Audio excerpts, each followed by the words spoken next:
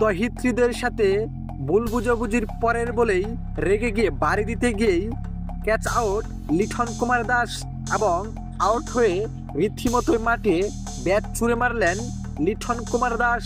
দর্শক, আজ পাকিস্তানের বিপক্ষে সিরিজের সমতায় ফিরতে ম্যাচটি জিততে হবে বাংলাদেশের, এমন লক্ষ্যে এদিন শুরুতেই বোলিংয়ে নেমেছিল বাংলাদেশ।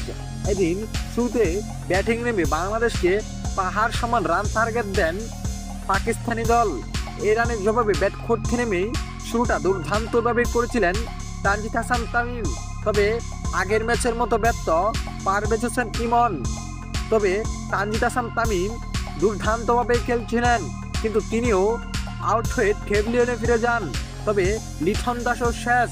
দর্শক, 5 ওভারে 2 উইকেট হারিয়ে যখন বাংলাদেশ 50 রান তুলেছিল, বলা যেতে পারে রানটা টিকে ছিল।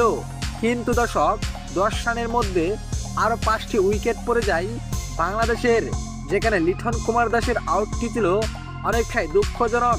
কেননা লাস্ট বলে আউট হওয়ার আগের বলে লিটন কুমার দাস সিঙ্গেল নিতে গেলে তহিদ হৃদয় মানা করে দেন। এখান থেকে বেঁচে যান লিটন কুমার দাস। পরের বলেই রেগে বাড়ি দিতে গিয়েই ক্যাচ আউট হয়ে প্যাভিলিয়নে ফিরে যান।